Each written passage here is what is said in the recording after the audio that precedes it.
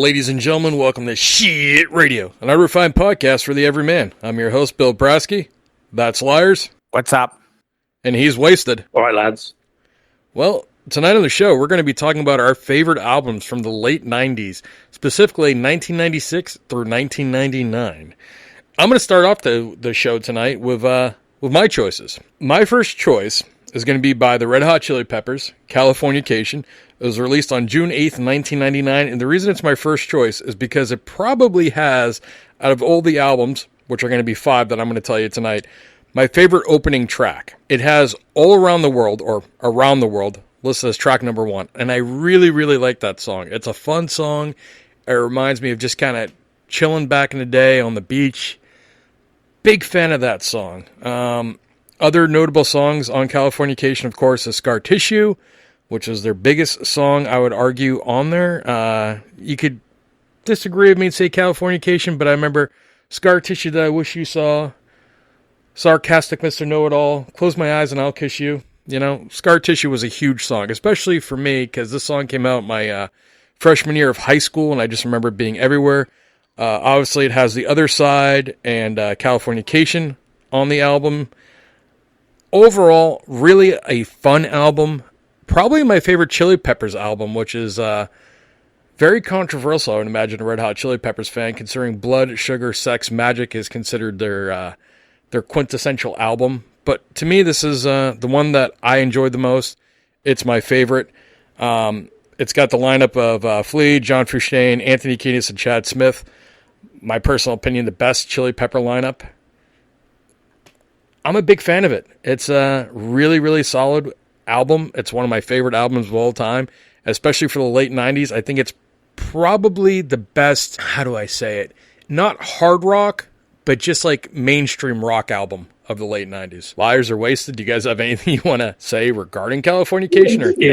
Yeah, it is. It's very, it has quite a lot of melodic, like pop elements to it. It's not just like full on like funk rap, like Blood Sugar. It's very like a kind of it has some sort of like, it's called Californication, so I think it has that kind of like California vibe, you know, kind of floating through it, which makes it quite easy listening. You talked about the title track, Californication.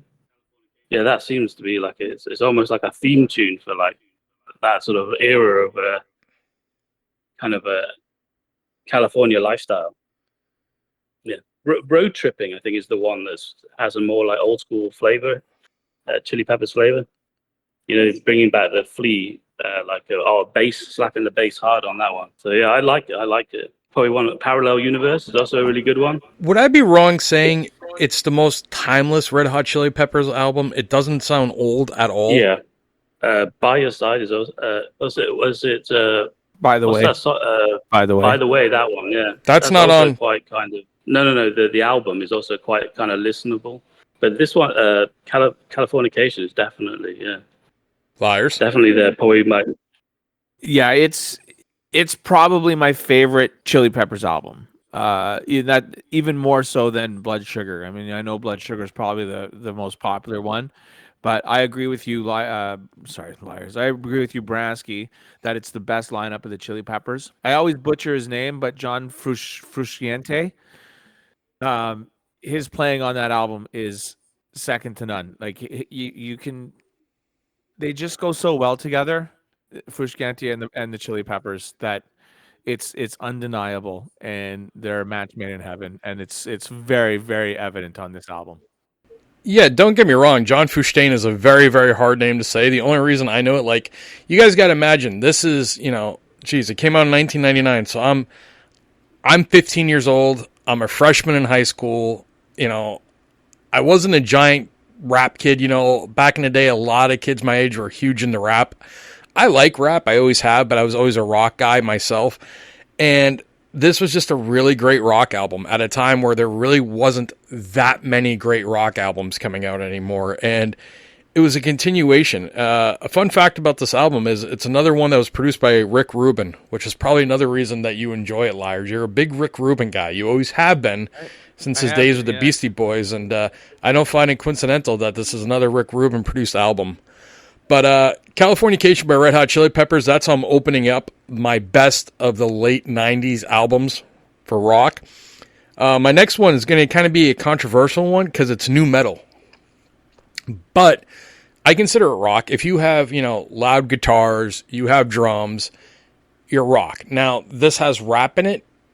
It's the epitome of nu metal. I think it's the perfect nu metal album. Some people would say that Kids Rock, Devil Without a Cause is the best one. I would disagree. I'm going to tell anyone it's Limp Bizkit's Significant Other. Limp Bizkit's Significant Other also came out in 1999, so I'm a freshman in high school. It took over. Every douchebag kid my age had a red Yankees cap on, except where I'm from in Boston, because that's sacrilege. But they all had the red Yankees ball cap backwards. Everyone was singing Nookie. But the album itself is really, really, really solid. Like I said, the biggest single off of it's going to be Nookie, which everyone was quoting lyric for lyric back in the day because it was funny.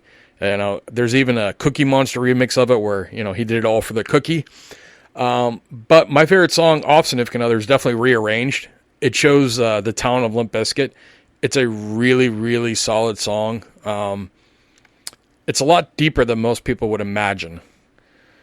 After that, for singles, you got In Together Now, which was with Method Man from the Wu-Tang Clan. That one was a fun one. It was kind of an MTV video that got popular. We used to watch all the time on TRL, but it's a decent tone. And the next one would be Break Stuff, which every jackass at the gym or wannabe tough guy used to crank up Limp Bizkit's Break Stuff. But Significant Other was a super out of nowhere type of massive hit. Now, Limp Bizkit had the album before, which was $3 Bill, which had Faith on there. And that was very popular because of MTV Spring Break and the video play it got. But, Significant Other was just massive. I can't think of anyone that wasn't listening to this album or didn't own this album in 1999, my age. Gentlemen, is there anything you would like to add to this?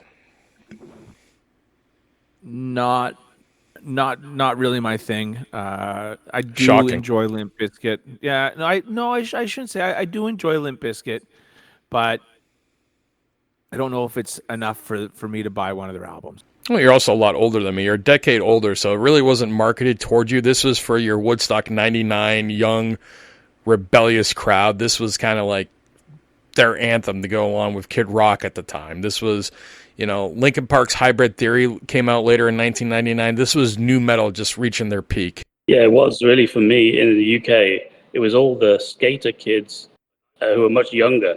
Like I was like almost, I don't know, like maybe late 20s, 30s. I couldn't be like rocking like a goatee and like baggy trousers and smoking weed on the street. But you'd see the kids at festivals, and it looked like a fun time. But I was just like too old for it. 99 is like live era Guns N' Roses. I could like, you know what I mean? It's like I was just too old for it to be like wearing my red cap, especially in the UK. You can't have a goatee and a red cap and be in 1999 in the UK, like rapping and stuff. Everybody just go, what the fuck? And boot you in this the is head. coming from a bunch of you assholes with your mop tops and your stupid little Beatles glasses after. You're like, oh, listen, man, we're going to listen to freaking Oasis. Fuck you guys.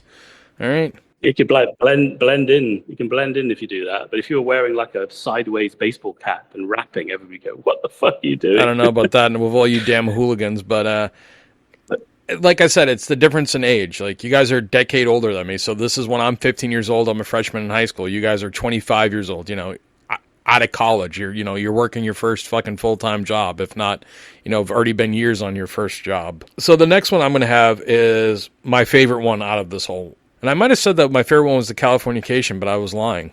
That's right, audience. I lied to you. I apologize. Or do I? It's The Color and the Shape by the Foo Fighters. Just love this album. Probably my favorite Foo Fighters album. The tracks on here, you got Monkey Wrench, you got My Hero, which was huge. My Hero was played all the time in the movie Varsity Blues, so it was like nonstop on regular rock radio, all over MTV. But the song that just brought it home, once again, probably one of the best music videos of the 90s, especially the late 90s, was Everlong. I truly love Everlong. It's one of my favorite songs. The album itself is brilliant. I just enjoy it.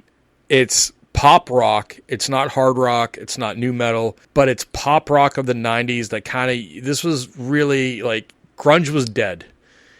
And this was coming from, basically two of the guys that were, from Nirvana. At the time, the Foo Fighters were comprised of only 3 members.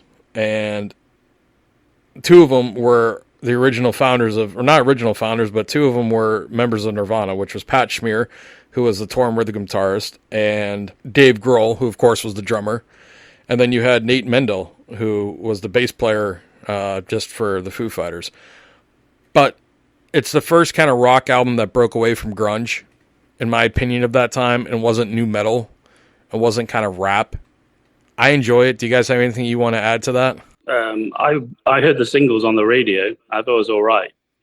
But, yeah, I didn't really... I think it's like... Because if you're a Nirvana fan, it was a bit of... It's like a... it was hard to, like, get into the Foo Fighters. Because it's sort of, like, completely the opposite style of music, in a way. The commerciality of it seemed like a bit of a, like, sellout. But it does sound good. So over the years, I've grown to... I used to hate Dave Grohl, but over the years, I think he's fine. I don't know. So I'm all right. And I think the music they make is good quality. It's a bit like, sort of like the Bon Jovi of grunge or something, but that's also You're right. quite good. It's safe corporate rock. I'm not going to deny it, but it's good, safe corporate rock. That's what it is. Yeah.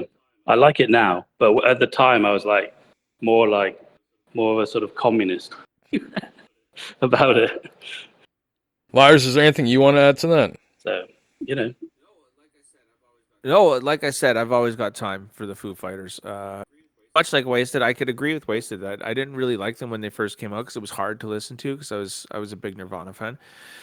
But they've grown on me, and my opinion has warmed up to them. So definitely got time for the Foo Fighters. It's definitely a big deviation from Nirvana. I'm not saying it's not. Like I've said it now multiple times. It's safe kind of corporate rock. It's what Live Nation wants to push to get people to go out to concerts. It's safe to play on MTV. Nobody's parents are going to get upset. There's not going to be any drama from somebody buying a Foo Fighters album. Walmart can put it on their shelves and sell it back in the day. The next one we're going to move on to. This one's a little bit more punk rock, so Duff McKagan would be happy with me. But Axl Rose wouldn't, because the next one is Americana by The Offspring. This came out November 17th, 1998. This album is known for such tracks as Pretty Fly for a White Guy, which, everyone sang that song. I don't care. The sad part is probably your mom was singing that song too. But Pretty Fly for a White Guy is a fun song. It's very quotable. The Kids Aren't All Right, which is a great... I think that's a cover, if I'm not wrong. Isn't that a cover? Okay, I thought it might be, but I'm probably wrong on that. But I really enjoyed that one. She's Got Issues is great. And then Why Don't You Get a Job, which is kind of in the tone of the Beatles song. Do-ba-da, do-ba-day. Life Goes On. You know what I mean? Yeah, it's got the same kind of track background. You never noticed that? No, yeah, you sound excited right now. So I'm just trying to, listen, I audience, I'm trying to walk you down and give you my 5 best albums. And right now, I know it sounds like, hey, are these just idiots randomly making noises and just saying words? Yes. That's what all podcasts are, including this one.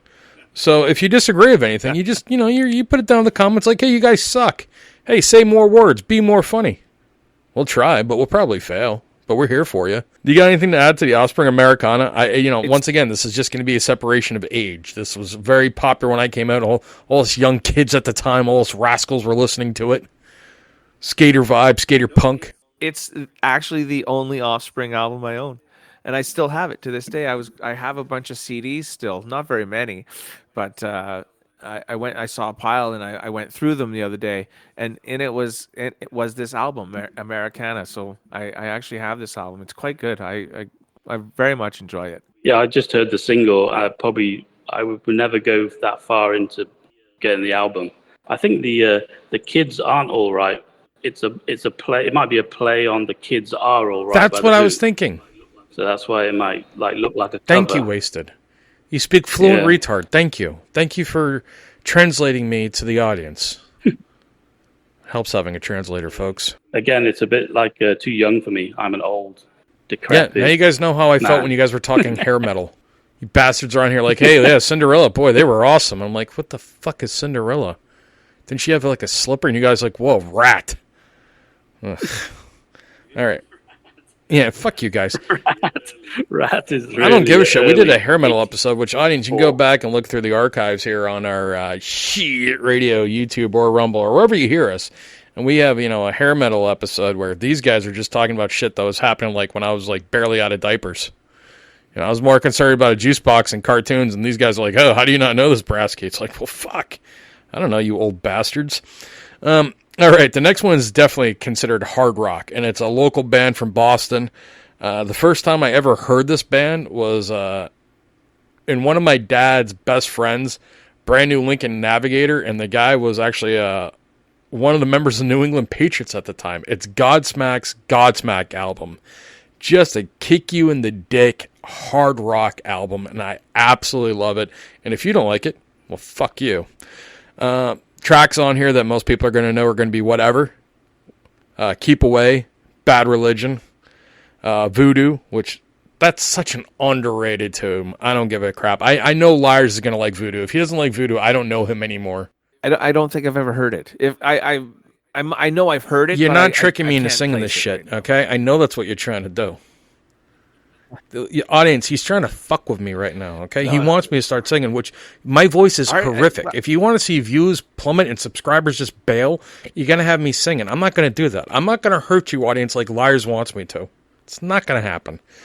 But Liarz will listen to Voodoo afterwards and go, oh, yeah, shit, man, it's pretty good. And then he'll listen to Bad Religion like, oh, all right, Keep Away and Whatever. Yeah, this is some good shit.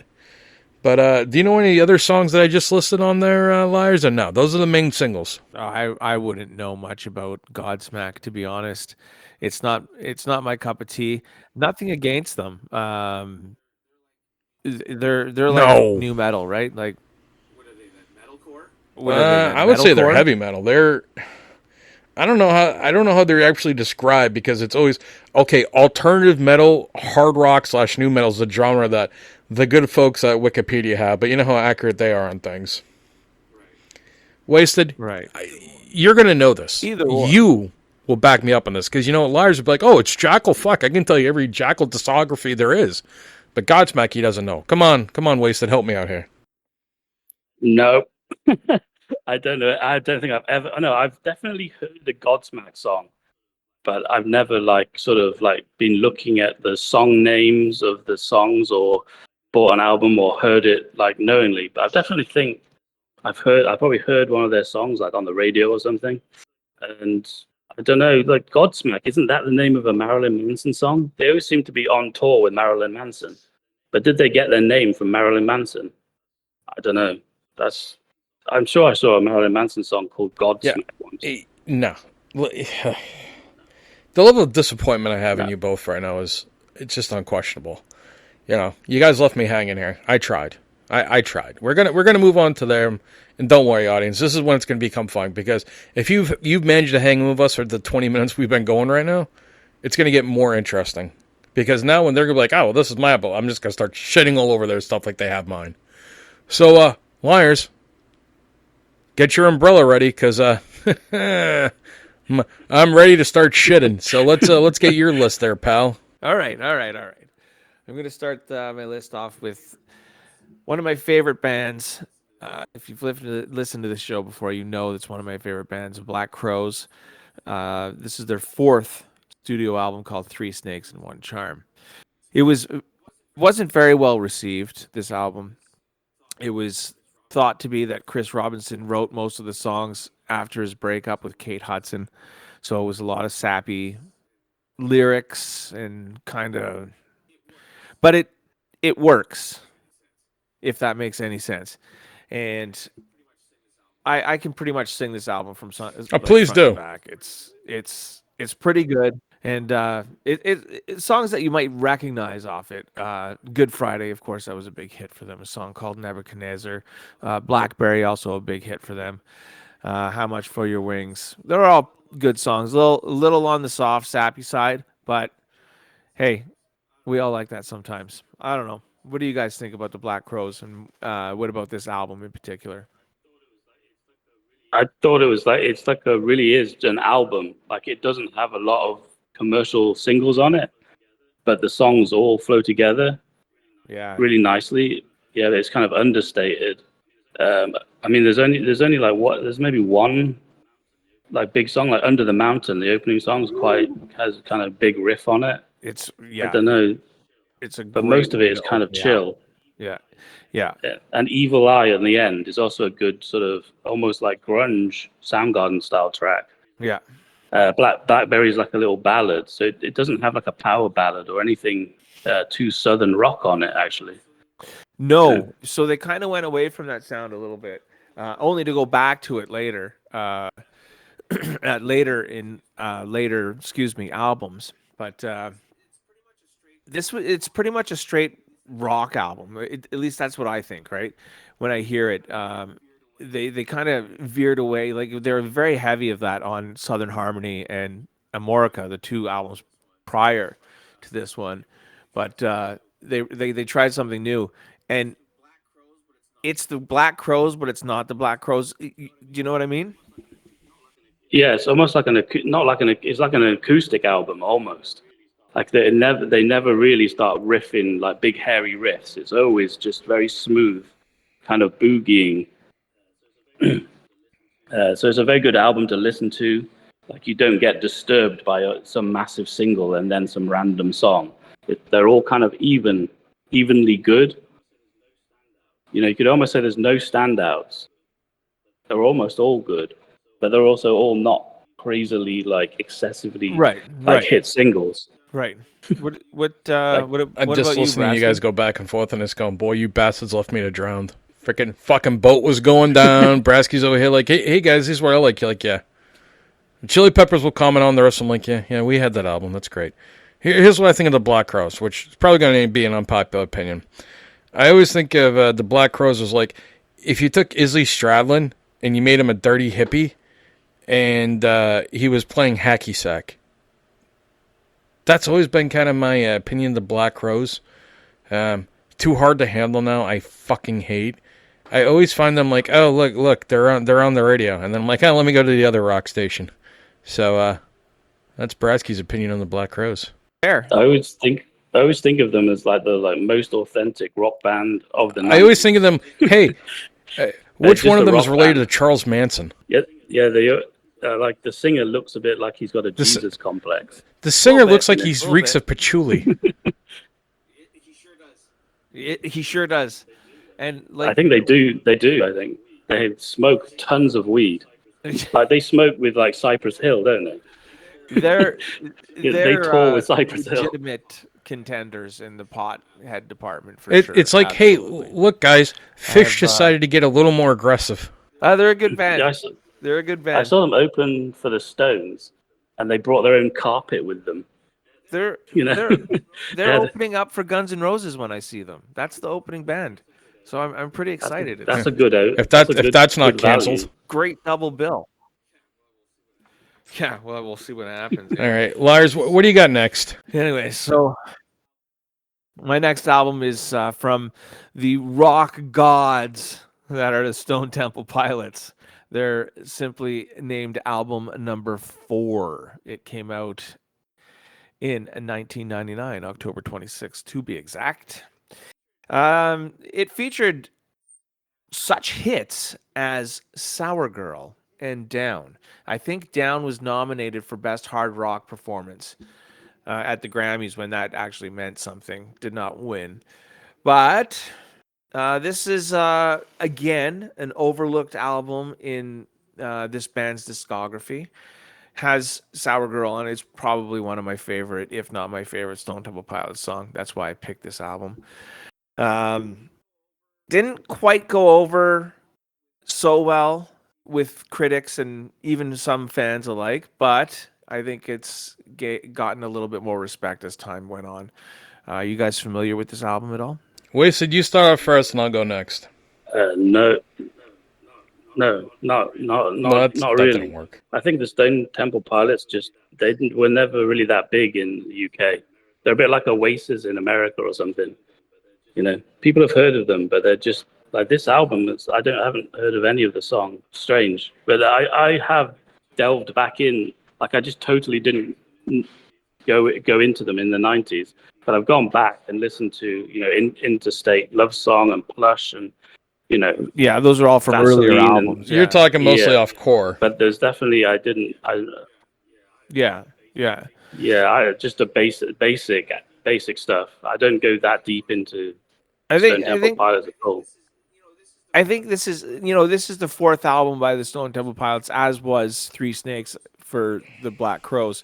I think these bands achieve like massive success early on, like these bands did, and they kind of shift their creativity a little bit after this success, and they come out with something a little bit different, a little bit more experimental than what their previous super mega hit albums were. And I think that's what's happening with Stone Temple Pilots Liarz. and the Black Crowes here, is that they tried something different, and whether it worked or not is Liarz, would you say right? that the last two STP albums, so 4, are when Scott Weiland's indulgence and he took more control of the band?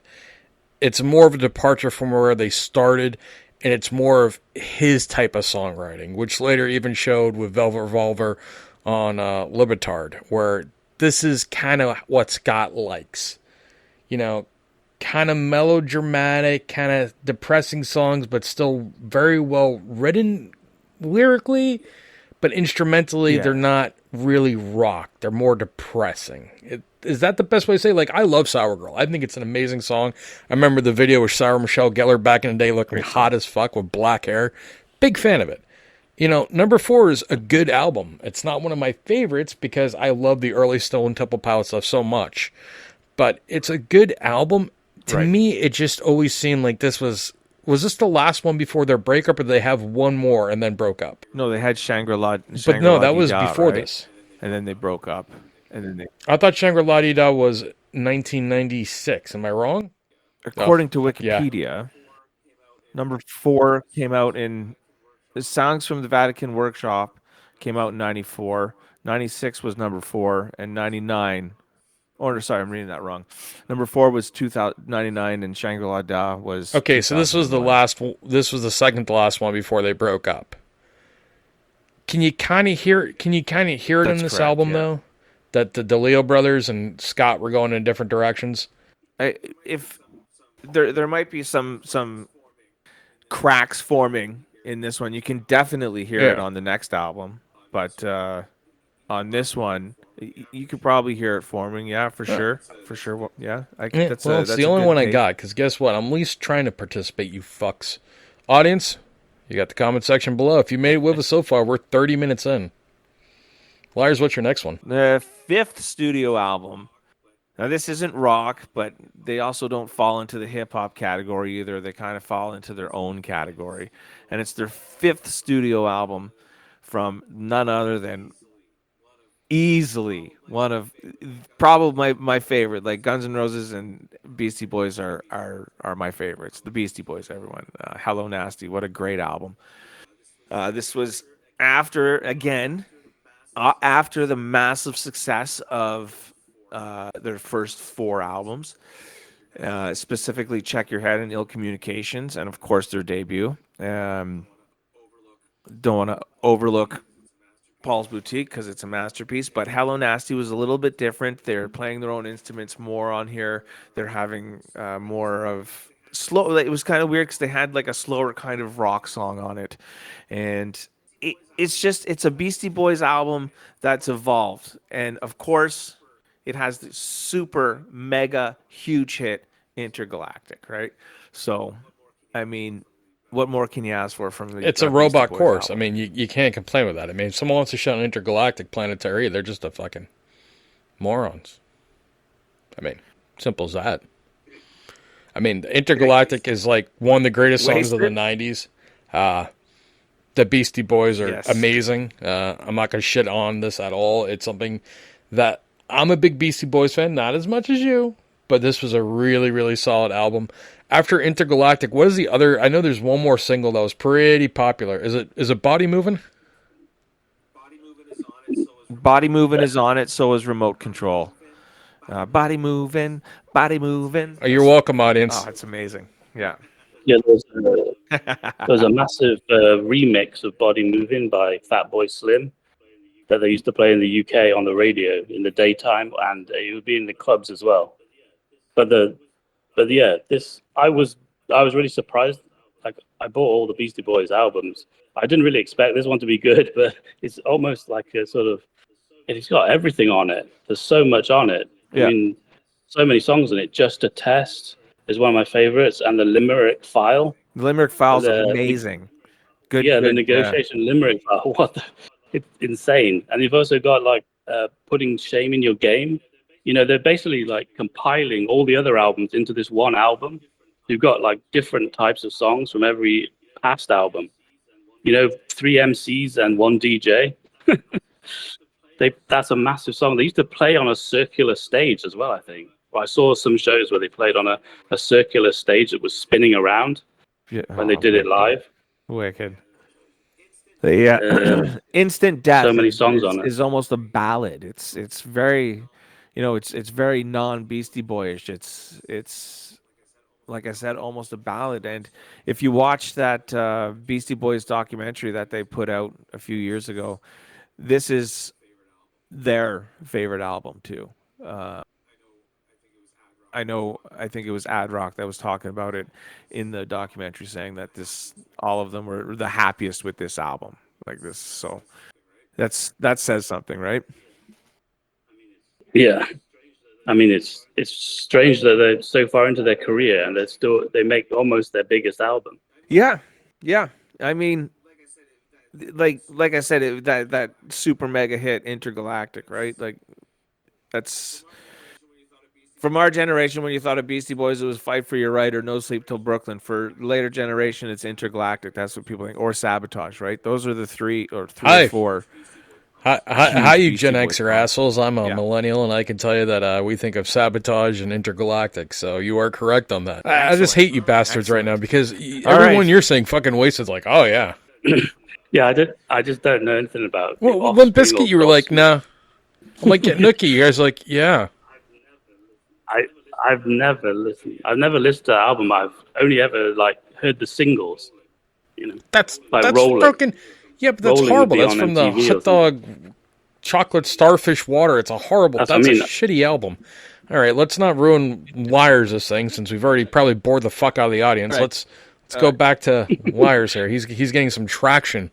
I'm not. This one is just weird to me because this one is just weird to me because I'm a huge fan of this band, but I don't like this album. Why'd you choose it? And so, in a way, it makes it my like anti-favorite album. So I had to pick it because I feel it's the album I feel most strongly towards, and it just kept popping out to me when on the list of albums that were released between 96 and 99.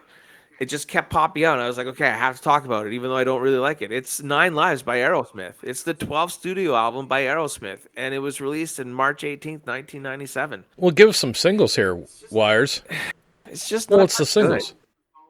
So, Falling in Love is Hard on the Knees. Hole in My Soul, Taste of India, Pink, 9 Lives. I like Pink. So, it's but it's Def Leppard poppy Aerosmith. Do you know what I mean? Like, it's hair. It's the hair salon Aerosmith. It's for women in their SUVs going to get their hair did or done. This is your mom going to the Gap, listening to Aerosmith that she used to get railed to back in the 70s or 80s too. One good thing I did like about this is that Steven Tyler and Joe Perry, well, at least one of them is credited as a writer on all the songs, and we're looking at probably close to all the rest of them are Tyler and Perry combined. So at least Steven Tyler and Joe Perry were making music together when they put this out. Question for you, Liarz. So because I don't. because What's this that? album didn't do very well. Like, this was their biggest failure of the 90s. No. You think if they didn't do that fucking song for Armageddon, Don't Want to Miss a Thing, that they would have just kind of went up to, like, faded into obscurity? It's hard. It's hard because it's a valid argument. Because after the success of not Nine Lives, but Get a Grip, right? This is what they came up with, and the next album too was Just Push Play. So you could see the direction they were going, right? And it wasn't a good direction. Oh, yeah. Do you know what I mean? Is it that these Nine Lives wasn't produced by Bruce Fairbairn and No. didn't have Desmond Child songs on it? It's produced by somebody else or something, and it was Yeah. like seen as like a return to their roots or something. It's But Kevin yeah, but they Shirley. did. It was But they came produced by back, didn't Kevin they? Shirley. I think I think they came back though, didn't they? With Don't Push Play. Was that Rick Rubin? They kind of went back to the old, almost like did a song that sounds like Walk This Way with Don't Push Play. You know, and it was like more like new metal production. Not really. Isn't that the one that's got Jaded on it? You can imagine that. Yeah, Yes. It has a sort of like not new metal like rapping, but kind of like the formula rock. Wasted, you're element of talking new metal. nonsense. There's no way Aerosmith, No, I'm not. except if you're talking Run DMC and Aerosmith doing Walk This Way. Aerosmith is nowhere near like rap or new metal. Come on, man. You're talking No, hold listen- on. No, No, I'm going to defend if you Wasted listen here. to Dude them- looks like a lady. It's pretty rappy. Hey, that's It's not. Yeah, I don't really mean the rap. Yeah, I don't really mean the rap. I just mean the production value had a sort of like commercial sheen to it, like to compete with the new metal bands, you Right, know. And it had okay, like okay. weird like effects on the songs and on the vocals. You know, this is the Don't Push Play album. It's kind of like I can agree with commercial. Wasted on that, but yeah, I don't know why you picked this then. Liars, you could have picked a lot of different choices, but you pick something that you dislike just so it gets more like for our know. dozens and dozens of listeners, depending on how many people clicked on this episode or video. You've now subjected them to this. Watch this video get a couple thousand views, and we've done this to the people. Now, who knows if they'll make it 40 minutes, and if they are, hopefully I'm amusing them. If not, well, you sick bastards. I don't know why you're doing this to yourselves. All right, Liars. Let's talk for a second here. It's Aerosmith. That's why I brought it up. Aerosmith's one of my favorite. They're top 3, so I have to talk about it. That's why I brought it up. Okay. But my final album is I don't want to say it's my favorite album from them, but it's definitely best album from this time period from them because they released 2. This is Pearl Jam's Yield. Also falling into the time frame that we were looking for was Aerosmith's Pearl Jam's No Code. So this one's Yield. 5th studio album by them, released on February 3rd, 1998. Songs that you would recognize on this, my favorite Pearl Jam song, in fact, is on this album. It's called Given to Fly. After that is Wish List, Do the Evolution. In Hiding, you might recognize, or Brain of a J. But definitely Wish List and Given to Fly are the very recognizable songs from this album. Gentlemen? Wish List is one of my favorite Pearl Jam songs of all time. The moonlight shining off a Camara's hood is one of the most brilliant lyrics I've ever heard in a song. I adore that song. It's great. It's when I want to chill and relax. That's one of the songs I'll put on. And Do the Evolution. That just, every time I hear that song, I just picture Beavis and Butthead dancing. It's like one of the most hard rock Pearl Jam songs ever. It's a great gym song. It's super aggressive, super in your face. And surprising by Pearl Jam because it's the hardest Pearl Jam song. So you have such contrast between Wish List and that. it's a very good album just for those two songs. You know, it's very yin and yang. Yeah, I really Agreed. enjoy it. Wasted, what is your opinion since we're all participating and talking here like adults? Uh, I didn't buy No Code or this album on release, but I bought them later when they were reduced.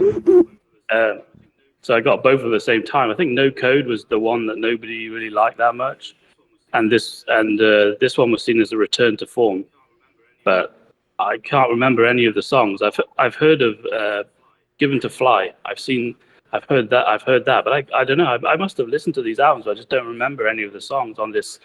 I don't remember Wish List or Do the Evolution. Yeah, sort of reminded me of like Do the Dinosaur by Was Not Was. Everybody get on the floor. Everybody here, walk the dinosaur.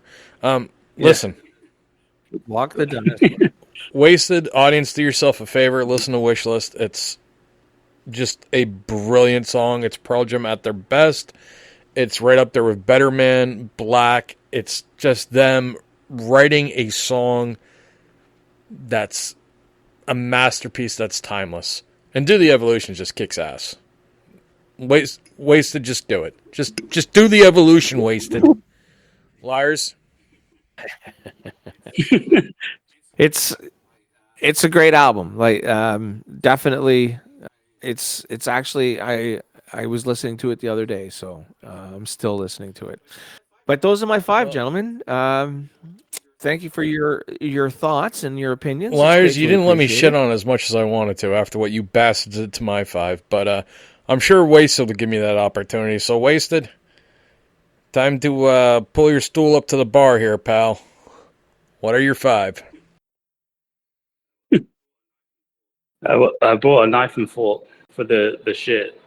I think 1996, Dust by Screaming Trees. Songs like All That I Know and Sworn and Broken.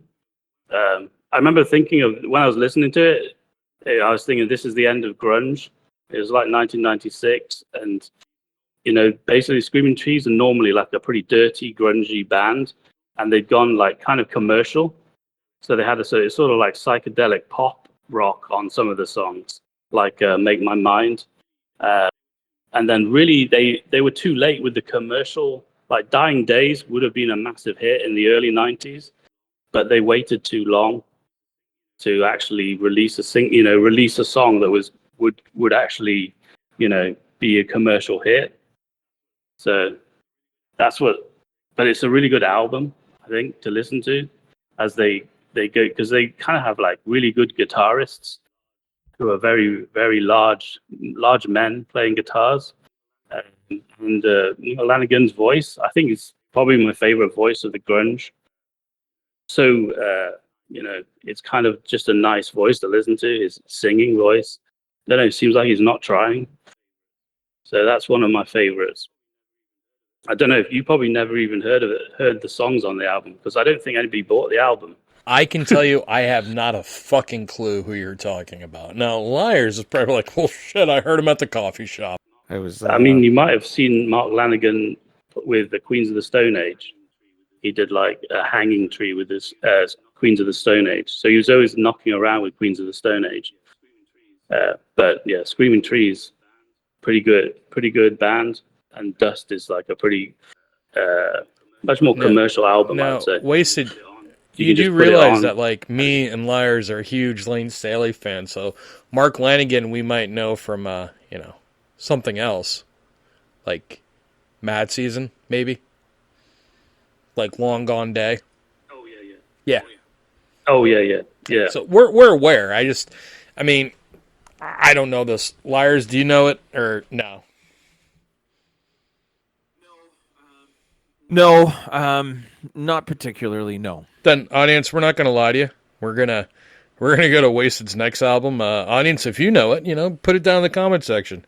Come on, we like comments. Yeah, 1997, album of the year by Faith No More. Kind of 2 years after King for a Day, Fool for a Lifetime.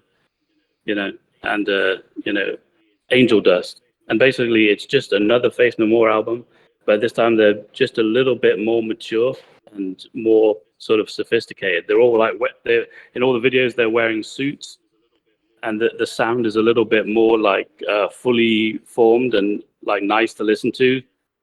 Yeah, refined. Yeah, just a bit of, and kind of like almost like I said with the kind of like leaning towards a sort of more formulaic, like a new metal sound, just a warmer sound overall.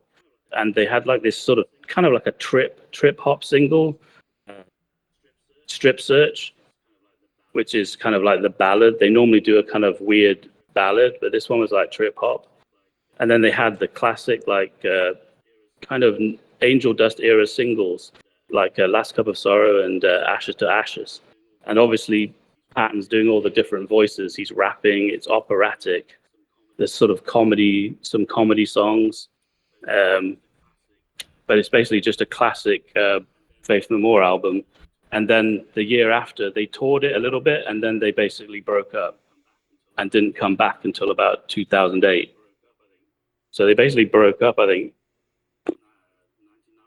99, probably. So, yeah, Naked in Front of the Computers is one of my favorites. You know, it's one of the faster ones, a bit like something off King for a Day, Fool for a Lifetime album. So they're like hitting all the marks, but with very like heavy guitars. Like on the opening song, Collision. Nobody sounds angrier than Mike Patton after 14 cups of coffee. Mike Patton's a genius, man.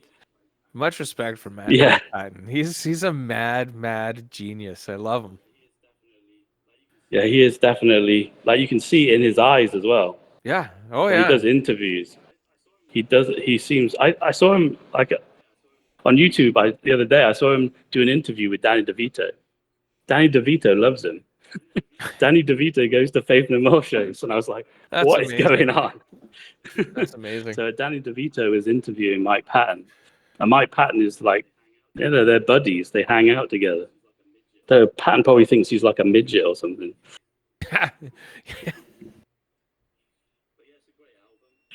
But yeah, it's a great album. It's not as album of the year, 1997. It's not as freak out as some of the other albums. You know, it's not. It doesn't have any really shock horror songs on it like Jizzlob. So I think it's a smooth album to listen to. Like if you've never listened to Faith No More. And, just for reference, Jizzlobber Comment is a song off Angel Dust. Any album with a song called Jizzlobber is going to be an album that I'm gonna. Sounds like something that would come off a Kanye album. It's like a horror bad trip song. I don't think Kanye could come up with something as dark as Jizzlobber. It's Mike Patton. He's crazy. It's very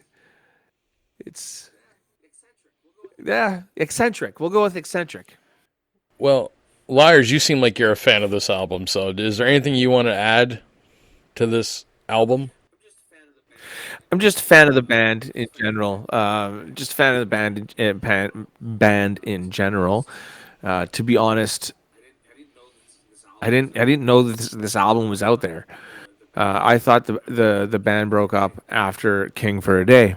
I was wrong. So I don't know much about this album. I suppose if I heard the song, much like some of the bands that you were talking about, Brasky, I suppose if I heard the songs, I'd be like, oh yeah, this song, but I can't name a song off it.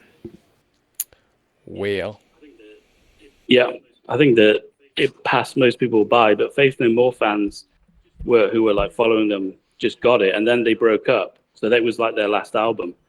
So then more people bought it, and then they released the Greatest Hits album about a few years later. And everybody thought that was it for Faith No More. But in 2008, they came back with another album, which was a bit surprising, and a reunion tour. Because all Patton's solo projects, here and there's one that will satisfy Faith No More fans, Tomahawk and stuff like that. All right, Wasted. What's But, your yeah. next one, buddy? Again, 1997. All mine come from 1997, it seems. It's the Stones, Bridges to Babylon, the album after Voodoo Lounge. Voodoo Lounge was good as well, but Bridges to Babylon, I was kind of like not expecting it to be good, but it's actually, again, it like hits all the types of Stone songs that they do. You know, you got Flip the Switch, which is like a classic Stones opener. They got the single. Are you talking the Rolling Stones, Wasted? You know, a kind of big. We'll call them. Don't just call them the Stones, Stones like you're some fucking cool jerk off at the bar. We got people listening or maybe listening here. Be like, hey, it's the Rolling Stones. Well, if you haven't heard of the Rolling Stones, it's the Rolling Stones. Well, Wasted. Hold on, before you're a jerk off about this, Babylon. isn't there another band called the Stones? Yeah, probably. But there's only one Stones. So, like, if I said Guns, are you going to assume it's Guns N' Roses or LA Guns? You know what I mean? Maybe, yeah. There's a band called Gun, a Scottish rock band called Gun as well. For fuck's sake. Can we just... Okay, so it's the Rolling Stones, Bridges to Babylon, okay? And we need to move on here. Yeah, and it's got that single, Anyone Seen My Baby? I was just surprised that it has all these, and it has already Over Me, and but it also has a few of these like cool kind of like Keith reggae songs, like Might As Well Get Juiced is my favorite, and there's some more at the end, but yeah, and it has like the singles like Saint, you know, You'll Never Make a Saint of Me. So it has all these kind of like commercial Stone songs on it, and it has some really good like ballads, infectious kind of mid-tempo ballads from Jagger, which you don't really want to like, but you end up, they're so catchy, like Already Over Me. So I just thought it was a pretty solid album, so deep into their career. And then after that, they probably just fell off completely. Don't know. But yeah, it's a big sort of stadium album. I remember seeing the video for Has Anybody Seen My Baby, with this really hot model chick just walking through the streets of New York. I remember the vibe it gave kind of reminded me of the movie The Devil's Advocate, just because it's so kind of dark. The tone of the song, the video setting, the color pigmentation they use, it's very gray and blue. Big fan of that song, though. It's probably the best Rolling Stones song of the 90s. Might be their last really big hit that I like. Because I can't think of anything after that. I'm like, oh yeah, that's a really good new Rolling Stones song. You know, people that are posers like, oh, Hanky Diamonds. Oh yeah, right, assholes. Like you're going to fucking listen to that in 20 years. Fucking jerk. Well, you know, people just want to act like they're special and part of something, you know. Sometimes things happen. You know, Sure. That's how I feel. You know what I mean? Sure. Like, you're not going to be part... At least we're getting new music. Yeah, but what I mean is, like, the people that yearn to be there when Let It Bleed or Sticky Fingers came out, they're like, yeah, but we got Hanky Diamonds. It's like, you really can't fucking compare that. That's like all the jerk-offs that got, like, oh, we got Chinese Democracy. Let's compare it to Appetite for Destruction. Like, boy, aren't you a dumb fuck? That's what I mean, though. They're at least they're putting out music. Valid. You know, it might be shitty, but it's still music, right? Like, and whereas, you know, you get the alternative of, I don't know, bands that don't put out music. And like right? Wasted says, it sounds like a Rolling Stones album, or as Wasted says, a Stones album, because, you know, he's one of the cool kids over in England that fucking will, we'll call it that way. But I don't disagree with him. It sounds like a Rolling Stones album. It was very popular. It was a big hit for them. You know, I think it's pretty good. I'm not a hater on this. I enjoyed it. I've never owned it, but I've heard it. You know, I've heard bits and pieces. What do you think, Liarz? Yeah, decent sounding Stones album. I actually have it. I own it. It's not when I think of Stones albums, it's not one of the go-tos, right? Obviously, but one of the best recordings of the 90s. The for 90s sure, was a for real sure. dark period after you get past like Yeah. the mid 90s. Like the late 90s, you know, when we were going over and making this list, and Wasted, we're going to get to your final few here. It was really an abyss. You went from grunge to like a really kind of weird, like not a lot of new rock, then straight to new metal. It was a transitional phase where kind of rap ruled the day. Rap and pop are really kicking ass. There was not rock and roll wasn't really the main thing. It was a bunch of bands that were putting out albums from back in the day, and the newer bands were more new metal or carryovers from the early 90s. But Wasted, you got how many more? One or two? Okay, what are they? Two. Urban Hymns, again, 97. From the Verve. You know, the Verve really started out as a kind of a heavy psychedelic rock band on Storm in Heaven, and then they had a big rock album called Northern Soul, you know. But Oasis were the big band at the time, so they used to tour with them, so they were like always sort of supporting them on tour, and Oasis liked Richard Ashcroft, but they never really had a commercial hit. And then suddenly in '97.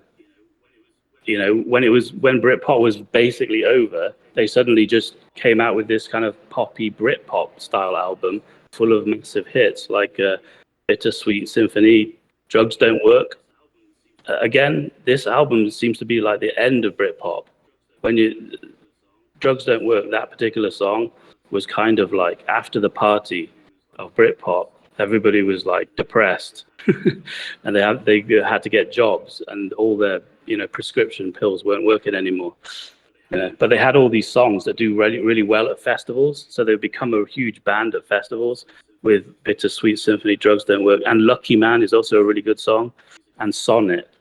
These are huge like songs in the UK anyway. I don't know if they translate around the world, and they have a song called The Rolling People, which is like 6 minutes. 6 minutes, and it was a single, and that was kind of a cool song, and it still had like some of the psychedelic rock that were on the first two albums, but it's not a very rock album, it's very pop, so it really did sell and was a huge hit in the UK. But I don't know if anybody in America or the rest of the world has ever heard it, because they mainly seem to be a festival band. It was it was a hit in Canada. The album was a hit in Canada for sure. Bittersweet Symphony was on Much Music high rotation for a very long time. I used to see the video all the time. I still remember him just walking down the street. What else was on that album? Wasted was like Drugs Lucky Don't Man Work on that album. Yeah, Lucky Man. Yeah. Sonnet was also like his track 2. Lucky Man was also a big single, and Rolling People and Drugs Don't Work. So there's 5 of them that they play at festivals. Plus they have like History from Northern Soul is a big song for them. And then Storm in Heaven is more like sort of heavy rock album, psychedelic Now, rock. Wasted, let me ask you a question. So You just said you don't know if it was big over in the States or up in Canada. Hey, buddy, before we started the show tonight, we were comparing our list. I had Urban Hymns on my list, and you were trying to, like tighten up your list. I'm like, well, I didn't know if you wanted to do this tonight. You're like, oh, yeah, I can do it because I can talk on it. But originally it was on my list. I actually added Godsmack instead of Urban Hymns by The Verve, so you could present it. So, like, bro, what the fuck? Yeah. But that's such a loads lie. about music. We all I'm know that talking I am about, not an like, intellectual by any means. Listen, The Verve is one of those bands that should have been way fucking bigger than they were. Now, I know they got screwed over Bittersweet Symphony because of the Rolling Stones and the whole... what was it? Do you remember the whole story about that? That they took a snippet of one of the Rolling Stones songs and it's in Bittersweet Symphony, so... Yeah, it's a sample. Yeah, what sample That's is exactly what happened. Yeah. I think it's from Gimme Shelter. So they sued him, and then basically Verve have to give the Stones all the royalties. And I think it's song. until only recently that the Verve so- actually got the Rolling Stones gave them back the royalties. Like, it happened very recently. but that kind of screwed them over big time. Yeah, Because that song was Astro- absolutely huge. It was like #1 here in the United States. If not, it was damn near close. If you ever watched the movie Cruel Intentions, with once again, we're talking some Sarah Michelle Gellar, some Buffy the Vampire Slayer, her, Ryan Phillippe, Reese Witherspoon, Selma Blair. At the end of that movie, they crank, Bittersweet Symphony. It was a very popular movie around here in the States at the time. It was all over VH1. It was all over MTV. It was on the rock stations. It was on the pop stations. Huge. My favorite song off that album is actually Lucky Man. It's one of my favorite songs of the 90s. It's amazing. Audience, go look it up on the old YouTube. We'd add it to the video here, except we get copyrighted, and we don't want to do that because copyright strikes are not a good thing, so we're not going to add it in here. But it's Lucky Man's one of my favorite songs of all time. It's just very raw, and it's one of the most pure rock songs I can think of that happened in the 90s, maybe in the last 30 years. Do you agree with that statement, Wasted? Yeah, I wouldn't say it's like No, the heaviest but like song, rock, but the production like, on the whole album is amazing. It's like an old Stone Yeah. song. Classic. Do you know what I mean? Sounds classic.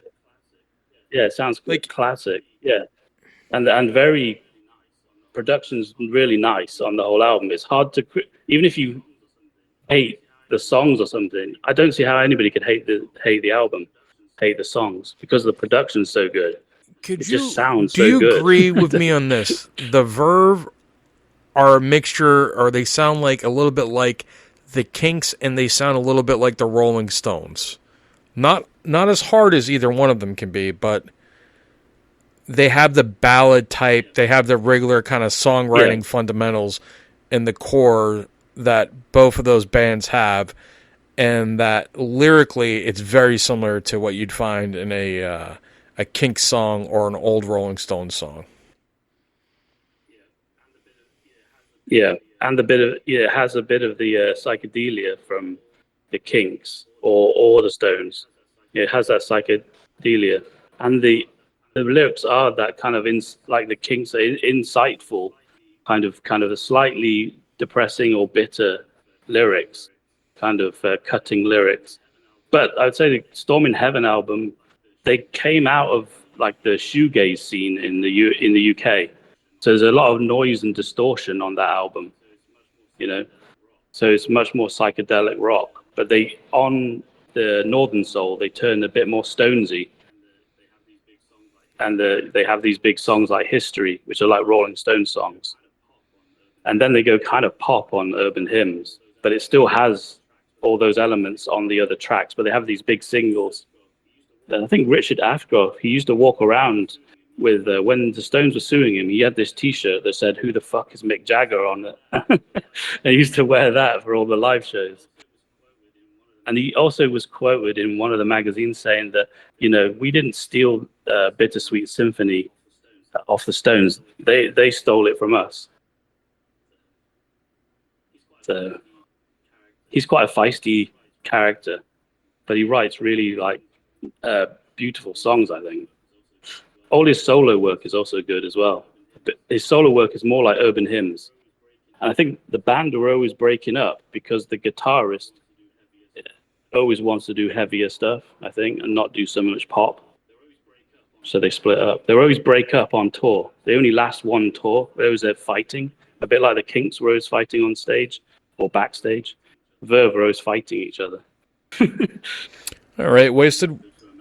What do you got for your final album of the late 90s that you would suggest in your top 5? One from 1999, California by Mr. Bungle.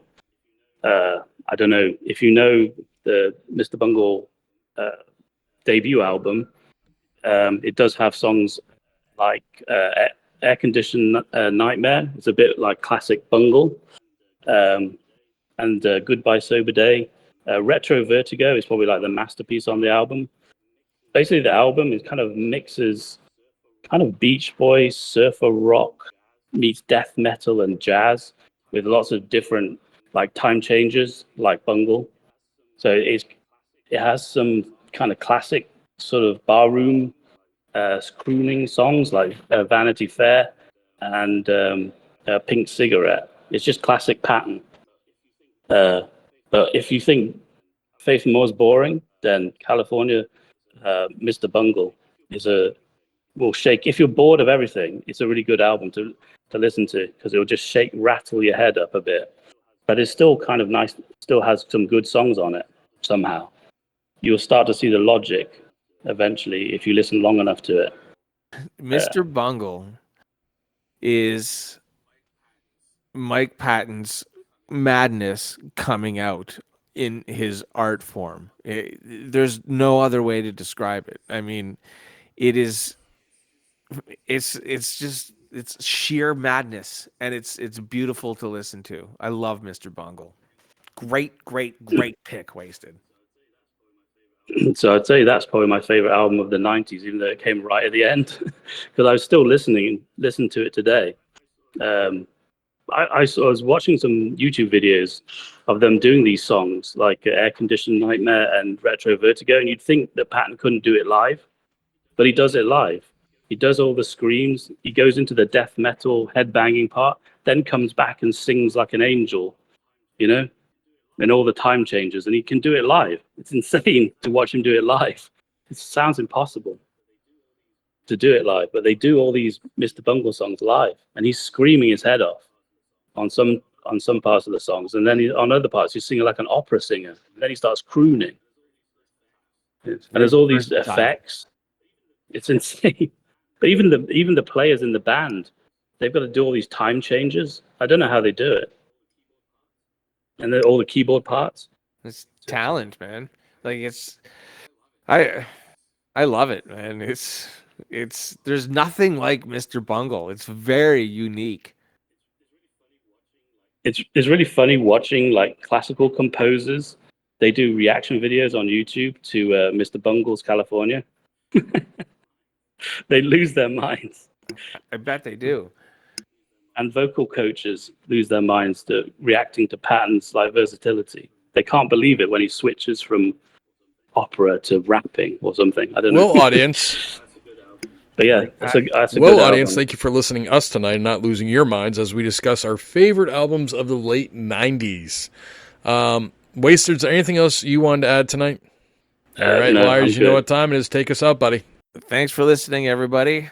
Look for us on YouTube. It's our main channel. Hit like and subscribe and leave a comment. Look for us over at Rumble also. And we're also on Spotify, and from Spotify, wherever else you get your podcasts. Ladies and gentlemen.